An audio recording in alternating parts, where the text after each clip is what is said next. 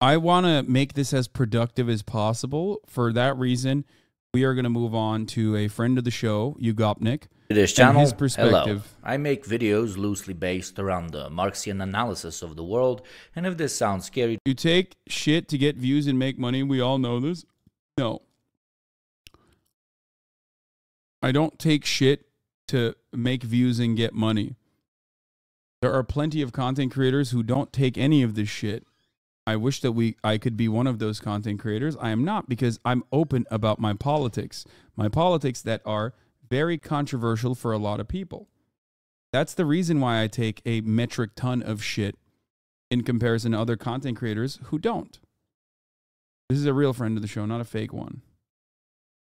I take it because there are a lot of people like yourself that come in here just to like argue, and then inevitably they start changing their perspective. Okay? That's it. And that's my goal, is to change your mind. Or at least to have you be a little bit more charitable to a different perspective. to you, then you're kind of at the right place. I usually make far longer, more in-depth videos on very specific topics and stay away from broad theory analysis, but I felt like these are points so commonly misunderstood that I needed to give my 2 cents on them. Here's hoping it reaches the right people. For analysis, which inspired half of this video, please check out Zoe Baker and Kak Philosophy Now Jonas Cheka's videos, which will be linked below. Rarely who can cold-heartedly say that the way we run the world right now is sustainable or achieves net positive outcomes for the majority of the world's population. If you've looked around or read more than half a BuzzFeed article this year, you know we are living in a real-life example of how the way we have set up the world, defined as capitalism, is incapable of handling crisis. Not because we don't have enough resources, manpower, or will, but because the main thing society is organized around isn't based on human well-being, but profit extraction. Yeah, the cliché criticism of capitalism is so typical, I know. Profit bad, helping people good. So what is it exactly that we left-wingers propose? Is it egalitarian equality of all? A world in which we are all happy with what we have. People are of equal height. Race is literally unnoticeable because we're all colorblind somehow. Everyone lives forever and churches are turned into hospitals. A science fiction universe that would be so unbelievable that no one would even sign off a budget on making a movie around it. Everyone looking the same, dressing the same, eating the same, earning the same, and being given the same, no matter Great how movie. much work Equilibrium they do is so or don't good. do. Seriously, is that really what people think Marxists want? Do you genuinely believe that modern Marxists, Yes. a whole group of people who think everyone around them is missing the bloody point of it all, who consider the liberal and conservative to be as politically literate as a gorilla most of the time, to dream of a world of total unadulterated equality? Let me spoil it for you. They don't. What? Good old lobster man. Wrong. Sorry. He's showing my favorite philosopher. He knows what Marxism is. Yeah. Some people aren't understanding the difference between I don't accept this criticism because it hurts my feelings, and I don't accept this criticism because you're criticizing me based on comparing me to a set of facts that are false. They're comparing you to a checklist of socialism facts with the wrong bullet points under the header. Yep. Fire. That's a great take. I'm going to would run in right now and deliver a line only Tommy Wiseau would dream of performing. There you go, they admit to it. They only use rhetoric of equality to set up a society in which they can simply replace the previous elite, the rich, and rule through the iron fists of the party. Well, my benzos-addicted carnivorous crab friend, as lots of Twitter Marxists like to say, please read a fucking book. The proposition of complete equality among everyone is at its core non-materially plausible and therefore non-Marxist. It's what it is. Yes. Egalitarianism's popularity stems from the French revolutionary term liberté, égalité, fraternité, apologies if I butchered that, and it was a term very useful for the time and place in which it was devised. But as material conditions change and develop, and as the newly formed class superstructure grew after the French Revolution, the idea of complete equality became one which lacked universality. What is meant by this is excellently put forward by Marx in a document called The Critique of the Gotha Program. There, a very straightforward but brilliant idea is introduced. Equality can't really be applied to society as a whole, but needs to be looked at on a case-by-case principle. For example, Maria, who has 2 kids, and Ivanka, who has none, receive the same wage. A part of Maria's money will have to be spent on her children, and she would therefore hold less usable exchange value, hold less money, for herself, which would indirectly make Ivanka richer, automatically destroying the very initial reasoning of equality. Here's another example. Should everyone be treated equally during a massive flood where certain parts of town were hit heavier than others? Should the same amount of effort and time be invested? What's wrong with the world he showed in the beginning? First of all, it's from a movie, and it's like literally shown as bad in the movie. It's not the real world, but if we were to like assume that there could be a real world like that, here is one major criticism of a world like that, even if it was not in a movie, which, by the way, I can't repeat this enough. It is in a movie, okay? It's not a documentary. It's a movie, fictional. So why is that unsustainable? Do you like basketball? Do you enjoy watching sports?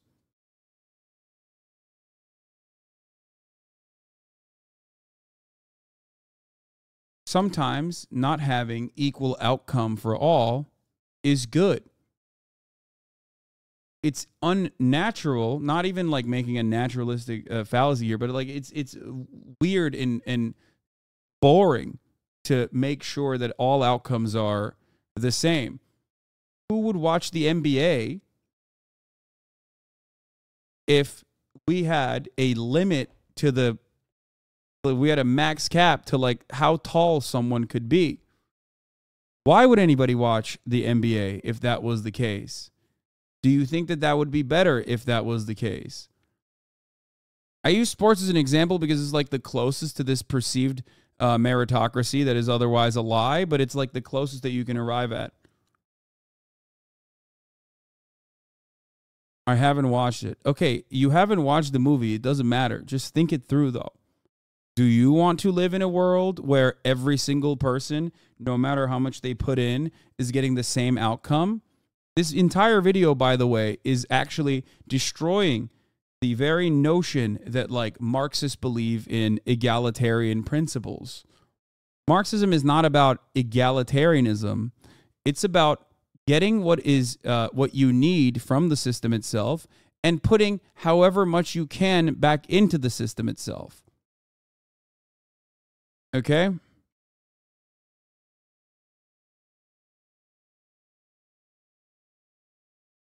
To be fair, a competition of clones would be... Okay. Invested in saving everyone, or should the ones with the biggest threat to their life be assisted first? As you can see, equality, while useful as a rhetorical ideal, is in its very essence problematic because it is not applicable wholesale, and therefore is not ideologically or materially very useful. When applied to work, it becomes especially problematic. If we equalize how much one earns per hour, then the one who can work longer will inevitably be better off than whoever works less. We might have equalized their hourly wages, but they still end up being unequal. What if we make all the total wages the same? Well, then the one who works more but receives the same will inherently end up with the short end of the stick. This is why Daddy Marx and Engels prefer to concentrate on something far more materially significant, realistic, and generally applicable, known as class. It is by eliminating, or at the very least minimizing, the relationship between the exploiter and the exploited, which exists between owners and workers, that we can come closer to a system in which everyone... Not a high cap, but a salary cap is a successful model in sport. Wait. A salary cap is not played on the basis of each individual, though. A salary cap is on teams in order to ensure some level of fairness so that one team with more money doesn't fucking outspend other teams so that then like they have one mega team that destroys every other team. Do you think that a salary cap implies that LeBron James is making the same salary as a person that's starting off this fucking year? What?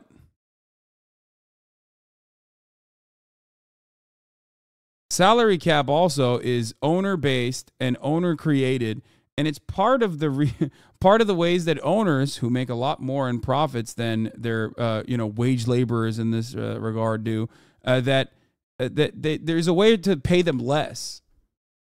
Literally anti-worker. I mean, I don't even have like an issue with equalizing salaries to a certain degree, for teams, I mean. Okay? But I do think it's ridiculous that, that's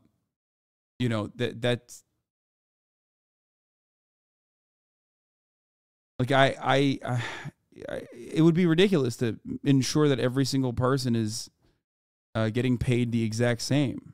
Everyone is playing by the same rules on the same field. I kind of honestly find this ironic and a bit funny, because in a way Marxists, the very people who are accused of being too utopian with their understanding of so-called human nature, are the ones most critical of it, even though they don't believe in it. The Marxist, through the abolishment of class hierarchy as we know it today, does away with the biggest tools at the disposal of the lazy and ill-meaning to amass great wealth, while the worker, the actual producer of goods and services, suffers. If human nature really is greedy, then shouldn't we try to limit the accessibility humans have to tools that can turn that greed into power? Well, even though for completely different reasons, that's exactly what one could say the left wants. The leveling of the playing field does not mean belief in equality of outcome or equality of opportunity. The latter, while a bit less radical, is unfortunately also an unattainable goal. Even in a non-class society, people will be born with different capabilities in different regions of the world. It's a nice dream, though, a society where everyone is equal. It could never happen. No, a society where everyone has equal footing is what you're supposed to work towards. Equal material opportunities, like all of their material needs are met. That's the goal. It's not to equalize the outcome of society, okay? That's not what anyone is advocating for. That'd be ridiculous to advocate for that. That's just not how humans operate anyway, no matter what you do. Even in a society devoid, for example, of money, there are still going to be other types of hierarchies, socially learned hierarchies that people focus on. That's normal. That's a totally normal thing. Okay?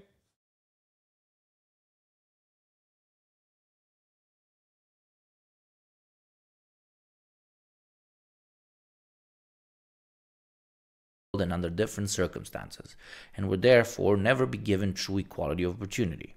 Only in a post-organic and post-material scenario can we even possibly begin to imagine something like this, but that is a story for another time. This brings us to our second point, modesty and Marxism. I've been raised by two parents of rather contrasting beliefs in pretty much, well, everything. And therefore, I was exposed to two very different outlooks towards modesty, one which saw great value in it, while the other rejected it as weakness. They were both right and wrong at the same time. I find that modesty towards actions, feats, and successes is a healthy habit to keep. In contrast, gloating over the smallest thing you've done in your life as if you're a babushka talking about her successful grandson will only attract other insecure people who are much more obsessed with appearing successful, whatever that might mean, than they actually are. Therefore, modesty on its own is pretty great. But unfortunately, nothing stands on its own in a world governed by systems and ideologies. In capitalism, the most common form of modesty is seen as a defense mechanism towards your superiors, be it your government or your boss, and that is very dangerous. What do I mean by this? Let's do a little This is a great take. Is it really modesty when you accept the fact that you haven't been promoted at the workplace you've been at for the last 5 years? Or is it fear disguised in the socially accepted notion of humility? Is quietly looking at the ground while your boss shit-talks you modesty or fear? Is letting your partner boss you around your home modesty or fear? Is seeing all your work creating wealth for everyone but yourself and accepting that as reality modesty or fear? Tavarishi, there is nothing modest in letting anyone trample all over you, and most of you know this. But why is it that when applied to material wealth, it is only the poor who should be modest? What is this bipolar idea that at the same time we should celebrate the successes of the wealthy while promoting modesty for the worker? I'll tell you what it is: propaganda. Always has been, always will be. Now, I'm not saying that the idea of modesty itself is propaganda, but weaponizing it as some sort of greater social ideal for those who are struggling is just that. The attempt to manufacture consent by telling you there is greatness in suffering, but also, quite maddeningly, that there is also greatness in wealth and comfort. It's exactly in this blend of the religious idea of humility and its incredibly contrasting ideology of capitalist eternal growth that has birthed this weird mess of a self-denouncing culture. Modesty and most other values at that are split in two halves. One which applies to the majority, sit there, be quiet and be thankful, and another to the economic minority, where handouts are given out to the rich on the daily and humility is never considered as an option. Modesty has been co-opted as a lifestyle in which believing you deserve more is seen as amoral and indecent. But as I mentioned previously, the extent to which it is unequally applied throughout the different strata of society is simply baffling. It's through rejecting the current status quo that great ideas have moved our species forward, be it through the rejection of monarchic hierarchies and feudal work, where listening to your king and local lord was the modest, kind thing to do, or religious dogmatism and the patriarchy, where the modesty of a woman was conflated with the obedience and unquestionable servitude at home. It's by rejecting the version of modesty which the current system is trying to sell us on that we can see the material reality which we find ourselves in, which, to say in layman terms, is pretty shit. So stop taking the boot as if it's some sort of high-end philosophical idea. That's why people have such a fucking stupid perspective on the inherently satirical approach that that BioShock took to reframing libertarian principles as the with socialist rhetoric. I've said this before, and this is something that like a lot of fucking stupid people love using on the internet.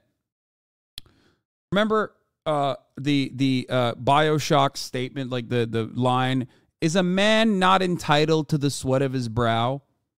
That I have used time and time again. That statement I've used time and time again is the most reductive, but also best way to describe socialist principles. Okay? It is. Except people think that that is inherently a capitalist fucking perspective because the brainwashing is so successful that you think a worker demanding more is actually somehow immodest and wrong and fucked up. It's actually capitalist to do that. Is a man not entitled to the sweat of his brow is inherently a socialist statement. Okay?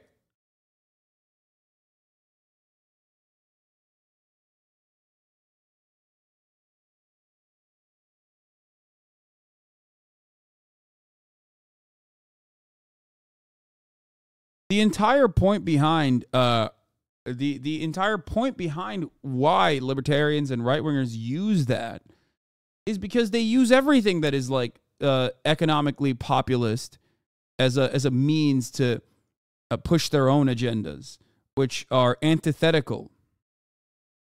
No, says the man in the Kremlin, it belongs to the people. No, says the man in Washington, it belongs to the poor. No, says the man in the Vatican, it belongs to God.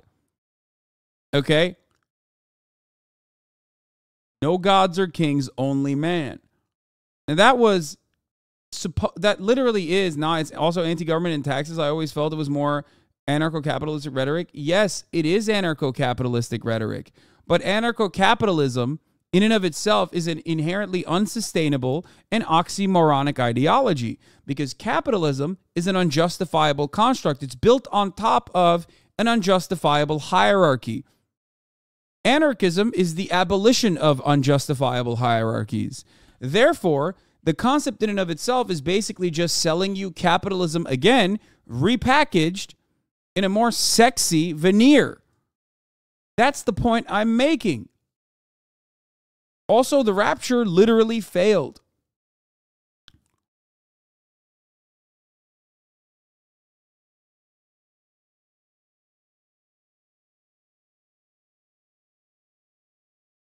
I hope you understand that when, for example, North Korea calls themselves the Democratic People's Republic of Korea, they're not exactly democratic. They're just calling themselves that. I mean, neither is America, but that's besides the point. I'm just, for the sake of this argument, I'm just explaining something to you.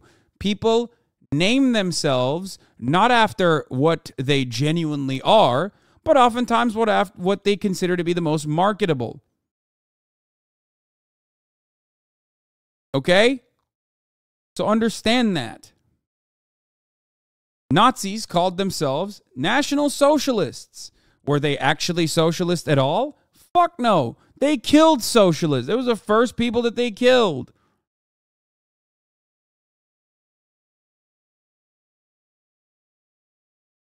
That's it.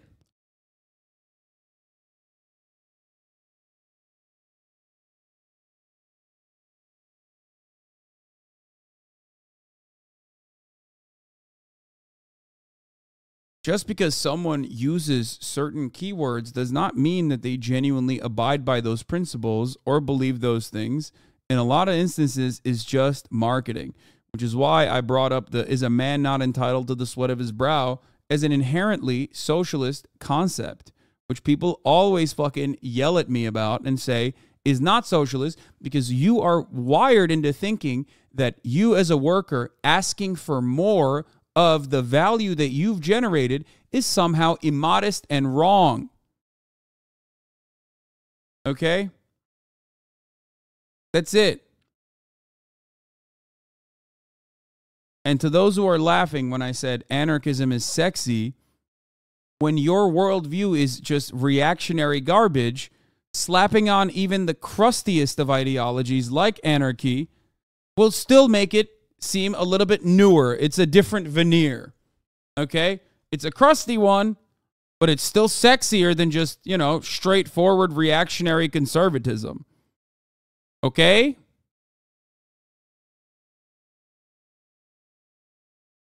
And bite back. I gotta pee, I'll be back. There is greatness in modesty, sure, but not in cowardice. Conclusion. Fucking finally. God damn it. So, how do these two concepts fit, and why did I bundle them together in the same video? Well, honestly, it's quite simple. It's the two biggest stereotypes of the socialist I could think of, and they both feed off of each other. The image of the socialist or anarchist many have in their heads is of someone who has failed in their pursuit of greatness in capitalism and is therefore trying to pull everyone down to their level, equalizing others in order to selfishly raise themselves up. A petty creature either dreaming of worlds where all are the same, or a quasi-spiritual hack who thinks all should abide by their weird notion of lower self-worth. But as we've seen, that's not as close to the truth as some on the right would like to think. The socialist ideal lays in rejecting the hierarchical injustices of capitalism and rightly calls for the rejection of poverty as some sort of spiritual modest aspiration, while at the same time understanding the material realities which stop us from dreaming of the impossible. Marxists, in their hyperbolic realism, reject being humbled by how we run our world today, while at the same time rejecting to daydream about an unachievable future. It's a mistake for the wealthy to think of leftists as people who want less or are content with less. A mistake that will cost them dearly. Damn, this guy's good.